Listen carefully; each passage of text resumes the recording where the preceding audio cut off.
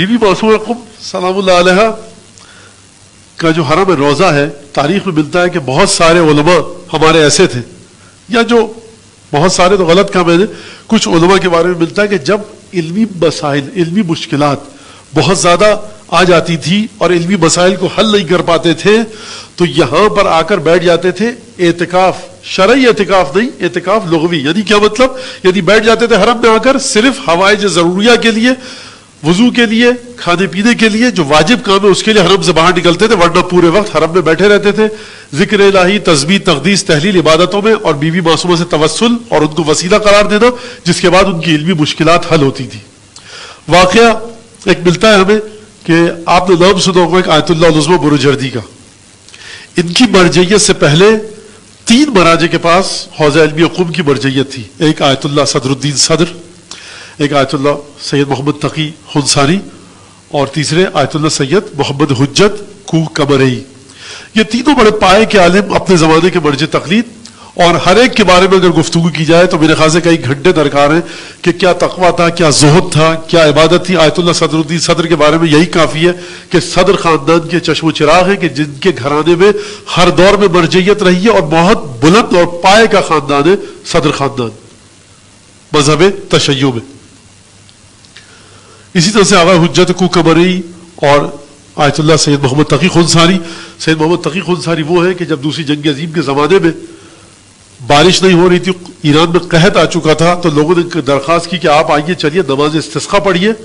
نماز استسقاء پڑھی آیت اللہ سید محمد تقی خنساری نے، لوگ بھی آئے جب میں غفیر، تو جب جا رہے تھے تو برطانوی فوجیں وہاں موجود تھی قم میں اس وقت۔ بعض لوگوں نے دیکھ کر مذاق اڑایا کہ اگر بارش اس طرح سے آ سکتی ہوتی تو آ جاتی، یہ کیا جا رہے ہو تم لوگ کرنے کے لیے، مذاق اڑایا، لیکن بہرحال گئے۔ ابھی گھر تک نہیں پہنچے تھے کہ بارش، بادل آئے اور زبردست بارش ہوئی، جس کے بعد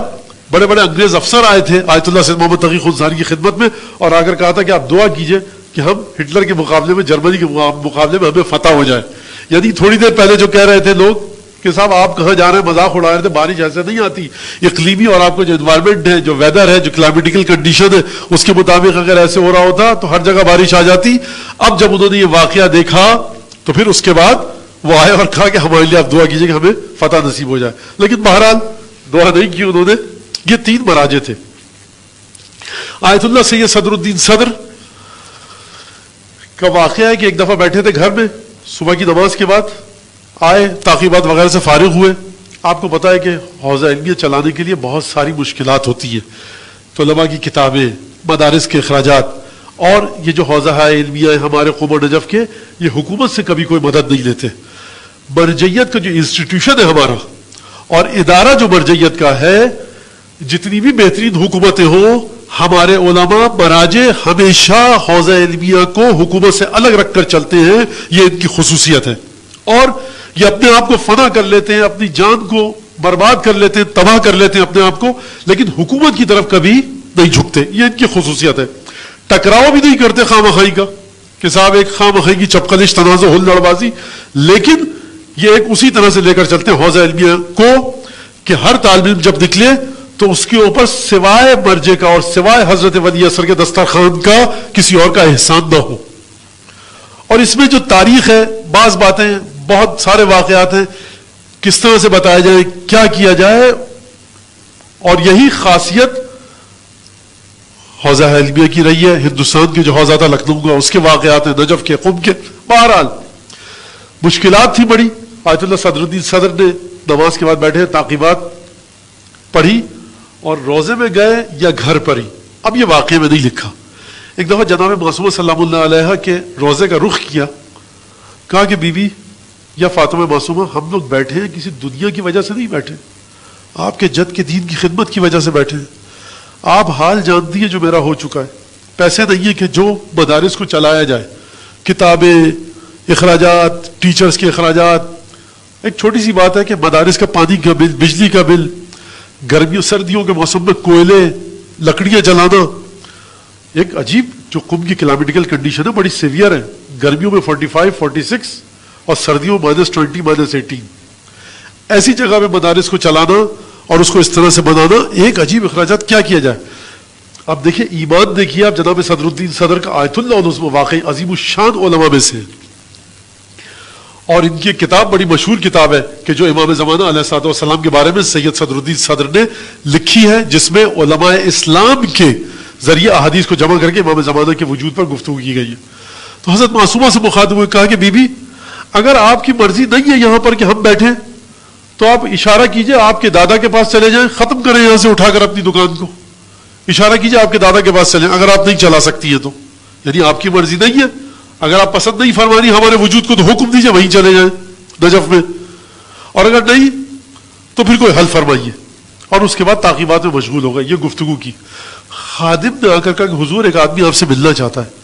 صبح کے وقت 4:30-5 بجے برج تقدیس سے کون ملنے آیا؟ کہا حلیہ کیسا ہے؟ کہا کہ حلیہ بڑا عجیب سا کوٹ ٹائی کے اندر ہے، بریف کیس ہاتھ میں اور ایک ہیٹ لگائے ہوئے گوروں والی فرنگیوں والی۔ آیت اللہ صدر الدین صدر سمجھے کہ رضا خان کا زمانہ ہے، کسی کو بھیجا ہے کہ مجھے قتل کر دے۔ اس نے کہا بھیجو، اس زندگی سے بہتر یہ ہے کہ موت آ جائے، اس کو بھیجو تاکہ مجھے مار کے چلا جائے۔ وہ شخص آیا، ہاتھ ملایا، ہاتھ چوما۔ انہوں نے کہا نہیں، کچھ حالات دوسرے لگتے۔ کہا فرمائیے؟ کہا حضور اصل میں یہاں سے جا رہا تھا قم سے، قم کے پاس ہماری بس خراب ہو گئی ہے، مجھے یاد آیا کہ مجھ پر خمس کی اتنی رقم واجب الادا تھی۔ میں نے بریف کیس کھول کے دیکھا تو اتنے پیسے میرے پاس بریف کیس میں موجود تھے کہ جتنی خمس کی رقم مجھ پر واجب الادا ہے۔ میں نے کہا نہ جانے کب موت کا فرشتہ آ جائے، قم کے پاس ہیں، قم کے باہر سے گزر رہے ہیں، بس خراب ہو چکی ہے، میں نے وہاں پہ تانگا لیا، ٹیکسی لی، کیا کیا، آپ کے پاس آیا ہوں، یہ بریف کیس آپ کے پاس، یہ خمس کی میرے اس سال کی رقم ہے۔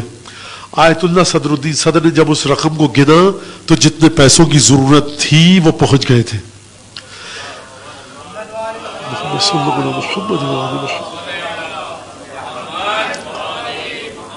یعنی آپ دیکھیے کہ جناب معصومہ قم نے اپنے ایک سچے اور خالص نوکر کی گفتگو کو تھوڑی دیر میں اس کا جواب دے دیا۔ ایک درود بھیجیے معصومہ قم کی بارگاہ۔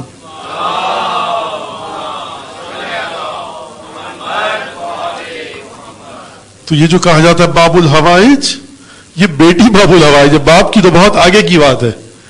کہ باپ حضرت رضا بھائی کس مقام پر ہے، اور امام محمد تقی علیہ السلام کس مقام پر ہے، اور حضرت امام موسیٰ کاظم۔